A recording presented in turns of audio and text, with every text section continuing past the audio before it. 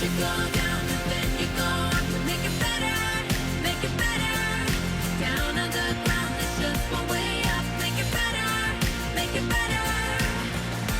If you stand by me, I will stand by you. To make it better, make it better. Hello and welcome to this edition of Rise Up with Rebecca Seawright on the Manhattan Neighborhood Network. I'm your host, Assemblymember Rebecca Seawright, serving the Upper East Side, Yorkville, and Roosevelt Island, and hosting tonight from my East 79th Street community office. Fall is right around the corner, and our students are getting ready to go back to school. And as a former member of the Education Committee and current member of the Assembly Higher Education Committee, we know how important education is. And I'm the mother of two wonderful alums of the New York City Public Schools. And we have a very, very special guest with us today. And we're going to be walking down memory lane, hearing all about a collection from a local constituent, Marty Raskin, who has collected wonderful, wonderful thousands of items from the Department of Education as a former public school teacher himself. This past session, the Assembly passed a $34.5 billion state funding for our education system, including $1.2 billion in pre-K programs and $134 million to provide free breakfast and lunch for our students.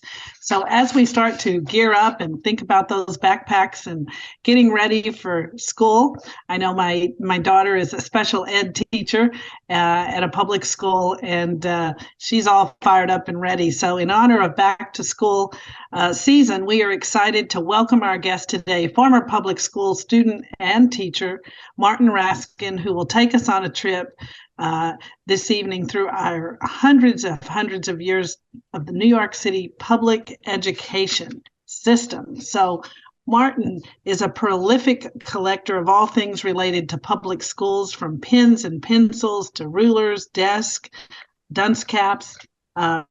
Martin is originally from Brooklyn and received his education in the New York City public school system. He holds a Bachelor of Science from Long Island University, a Master of Science in Business and Education, and a Master's in Special Education from C.W. Post, and a Master's in Educational Supervision and Leadership from Brooklyn College. During his 32-year career as an educator, he pioneered work experience programs for children with disabilities at the high school level, fostering internships and employment. Mr. Raskin also taught career education at Fordham University for aspiring educators. Following his retirement in 1998, he dedicated himself to curating a collection of school-related materials, honoring the teachers and students who worked and learned in the New York City public school system. I want to thank Martin for coming on our show and talking to us about his enormous collection of scholastic memorabilia from the Department of Education. He came to my office recently and we met, and I got a glimpse at his collection, and it is just fascinating. And so we're looking forward to walking down memory lane with you. How large is your collection, Martin? Well, firstly, I'd like to thank you for the opportunity, and thank you for the meeting that we had last week, and I look forward to working with you in your office in the future. The collection today numbers into the thousands of memorabilia and artifacts.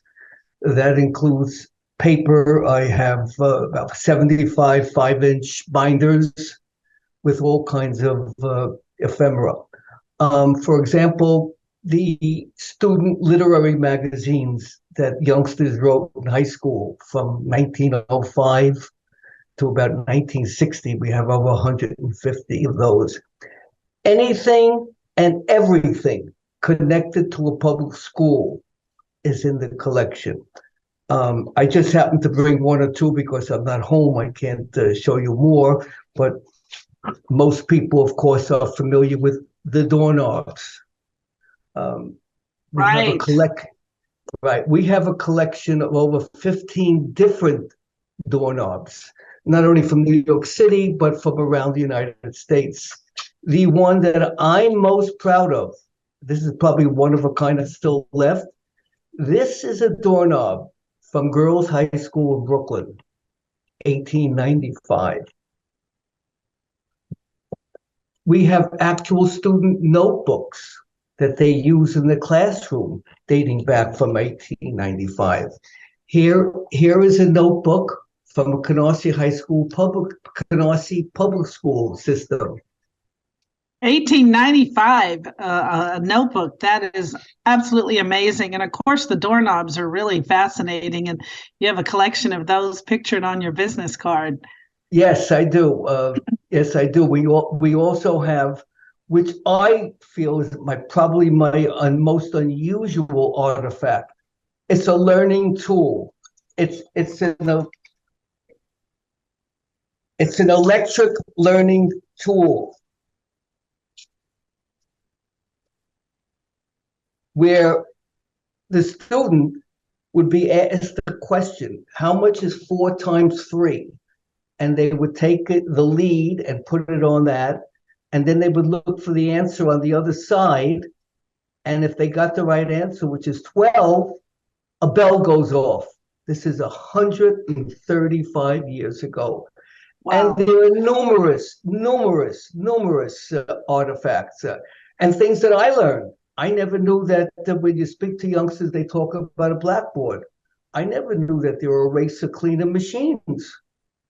And the many stories you learn about our history. This is one of the things that really excites me, which I guess we could talk about later. And what is the oldest item in your collection?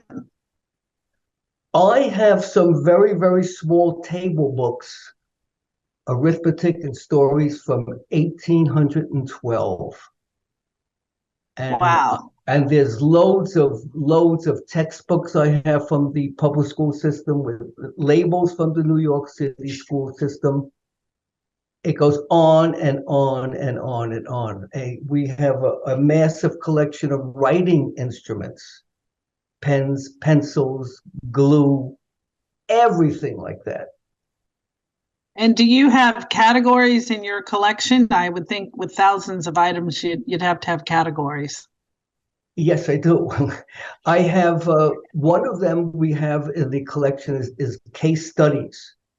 I have case studies following a family from 1895 to 1935 of their children who attended the public school systems.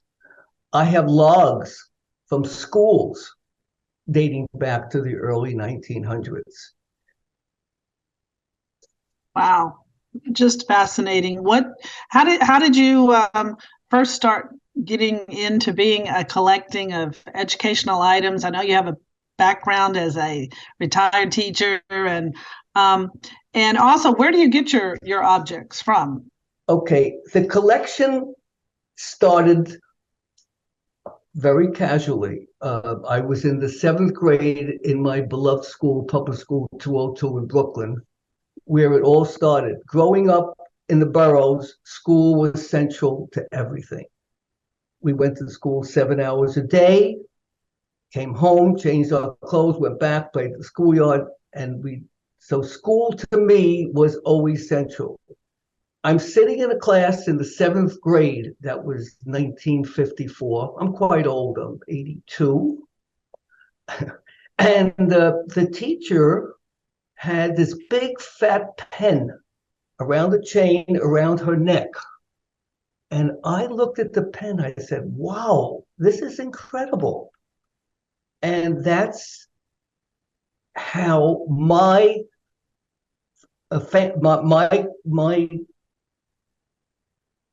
this is how I became interested in collecting.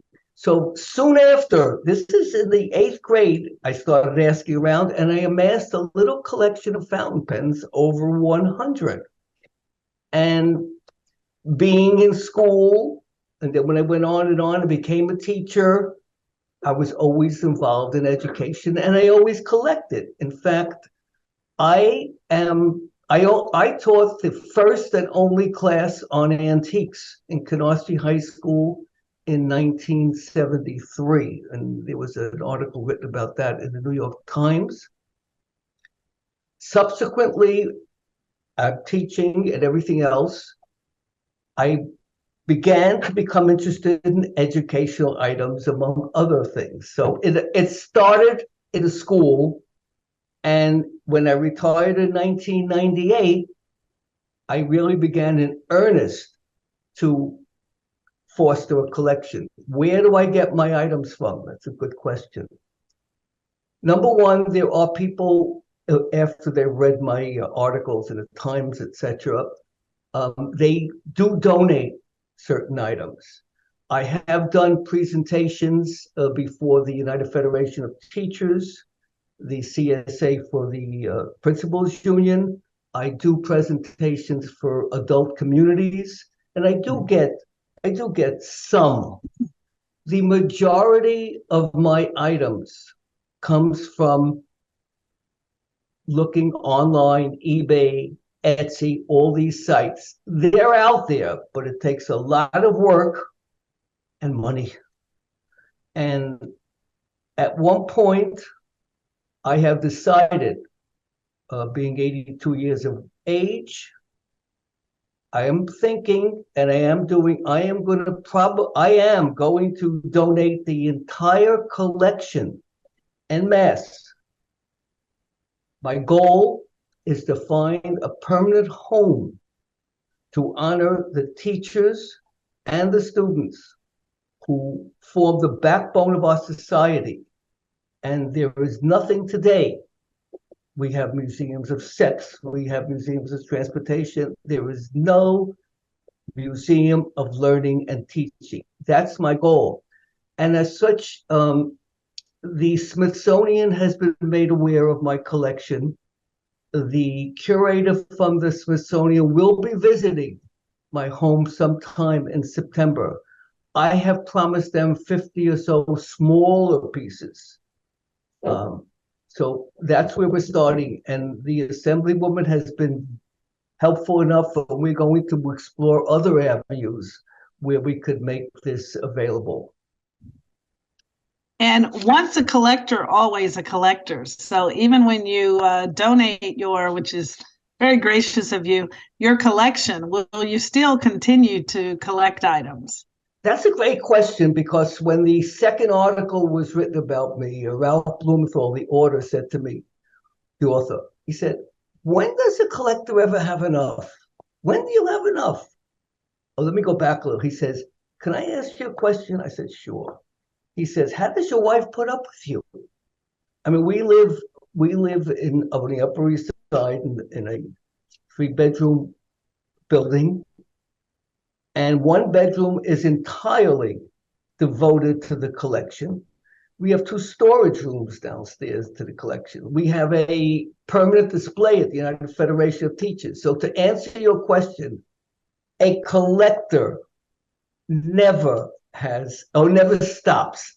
The thrill, and you're agreeing with me, the thrill of getting the item just leads you on to the next one. So I had to make a deal with the wife. Anything that I bring into the house, this is for last year, I have to get rid of it. Something else. So that's where the storage rooms go. So, but it's displayed and you can see it, and that's what a collector does. But I have to say, to be very, very honest, the wonderful people I've met along the journey of collecting, and the things that I've learned, and the highs that I got from just collecting. Let me give you an example. I looked online one day, and I saw this beautiful pencil case with a notebook. I said, oh my goodness, could be apropos for my collection, because it comes from New York, and the student's name was Howard. So I said, well, that's pretty good. I opened it up, and to my surprise, and I was so delighted, it showed the name of the student who went to a public school in the Bronx.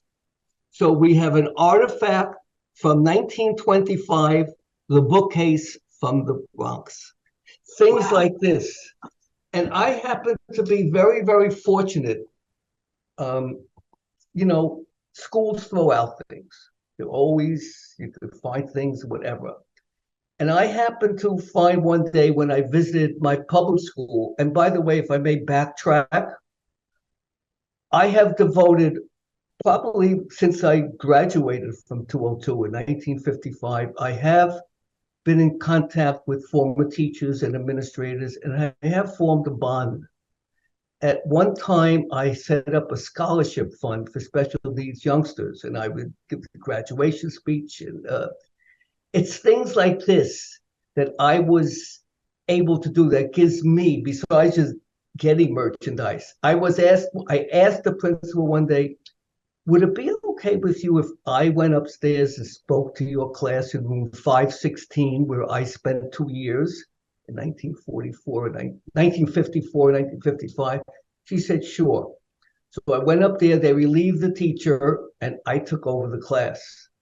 So I put down 1955 on the blackboard, and above that, I put down 1983, when that's when I was there. And I pulled the information from the class. How many years ago did I sit in your seat? And the kids looked at me amazed. When I give a graduation speech, the last time I did it, it was like in 1999. And I said to the youngsters, I said, I was here 40 years ago.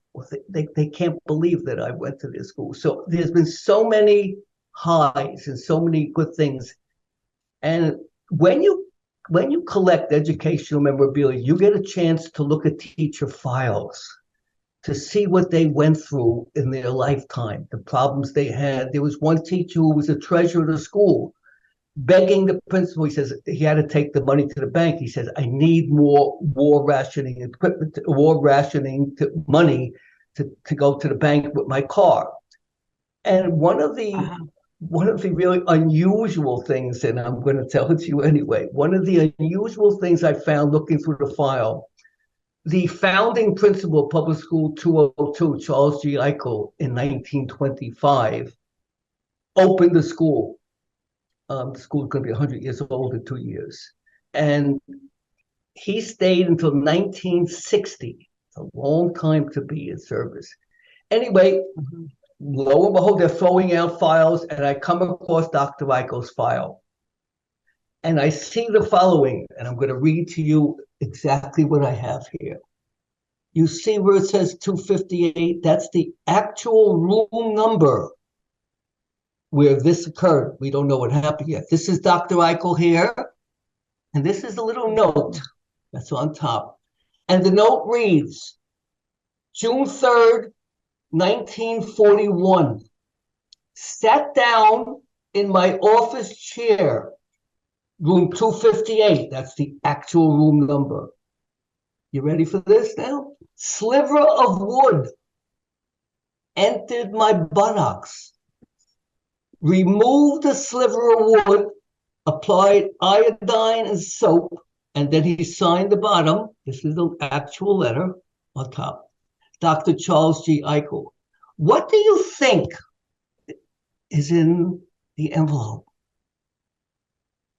The sliver of wood is still in that envelope today. And that's one of the highlights. When I even informed Dr. Eichel's late son, who was a superintendent of schools, I said, you can't believe what I found of your dad's. So these are the kind of things that you just uncover and that make me still want to do this. Another interesting fact, and I had no idea because I was too young at the time, the role that our public schools played during wartime. December 7th, 1941, from DeWitt Clinton High School, the principal, Mortimer Klein, was informed the night before, you're to have all your high school seniors and juniors report to the auditorium. This was citywide. Every single high school senior and junior was to report to the auditorium.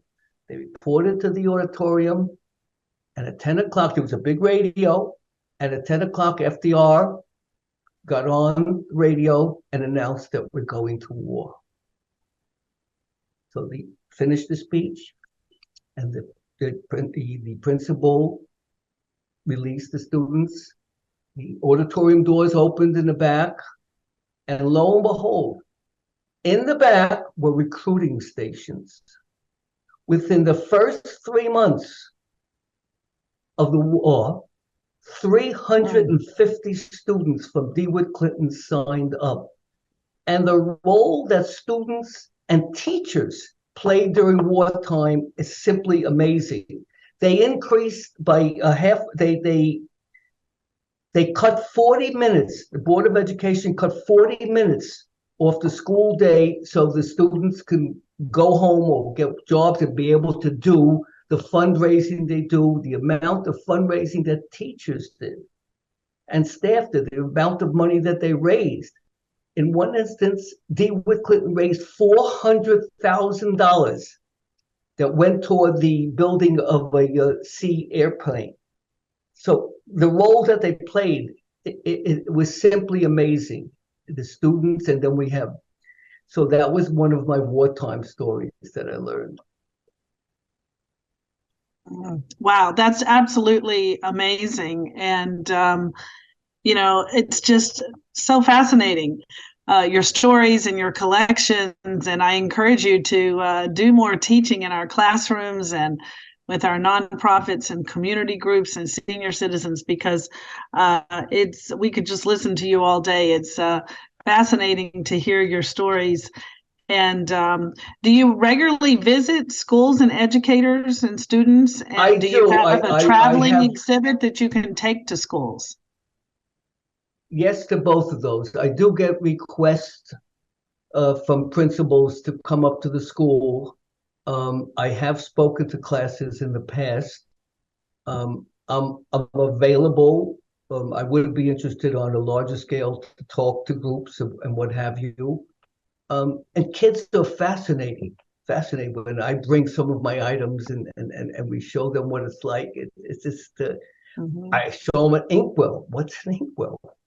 I mean, I used to be an inkwell monitor. I have part of the collection. I have actual students' desks from my school in PS 202. I have teacher desks. I have clocks. I have almost anything that you can think of related to school. I have, if you were a high school student in the boroughs in the 50s and the 60s and 40s, there were certain hats that you wore. See, there were pins.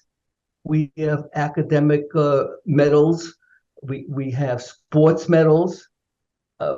It goes on and on and on. By the way, there's something very interesting that I also learned. I think you may be interested in this. We know when you used to have the Pledge of Allegiance to the flag. So when you have the Pledge of Allegiance to the flag, you stand up, put your hand over your heart. That's right. There were two others that were used. And the third is what I did not believe until I have a photo of it and then I did some research. This was called the Bellamy Salute. Bellamy was the person who wrote the Pledge of Allegiance. Of course, this was outlawed up till 1942. This was still used in the classroom. It didn't have a bad connotation, of course, until World War II started and everything. So these are the kind of little facts that you learn that I find fascinating, and I'm sure others too. And then we have the photos of youngsters dating back to 1890 in their school activities, in their classrooms. It just goes on and on and on and on. And I do want to say again, it's my desire, and I want, because the clock is ticking, I want to make this collection available to everybody. And since your collection is so large and vast, I'm going to ask you, what are your top two most favorite items in the collection?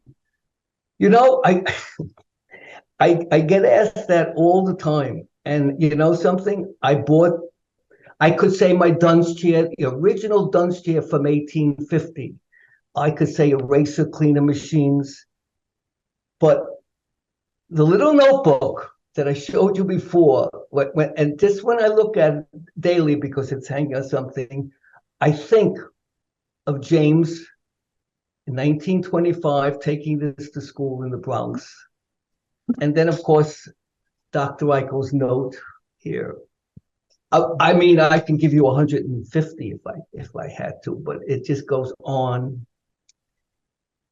And it's been a journey. It's been a journey. I guess we could say it started in 1946 when I started at PS 202. And if people wanted to reach out to you with suggestions and ideas on where you could donate your collection, or if they wanted to host you for a lecture and a pop-up exhibit of your collection, how would they reach out to you? Tell our viewers how they can reach you. Of course, thank you. They could also contact our office and we could make the connection as well. But tell us how to reach you. It's very easy. It's Martin Raskin at yahoo.com. Martin Raskin at yahoo.com. yahoo.com. I also I can travel. If you have something you'd like to donate besides speaking, I would certainly be gladly come to view. Okay, well, thank you, Martin. We're unfortunately out of time, but this has been a wonderful discussion about the artifacts and educational memorabilia that makes up our public school system. And I again want to thank our special guest, Martin Raskin, for sharing his collection of memorabilia with us today. I hope your collection will find a very special home soon that all our viewers can go and witness it in person to see the phenomenal items that you have gathered together. And I want to thank our viewers for watching Rise Up with Rebecca Seawright on the Manhattan Neighborhood Network. Thank you for tuning in.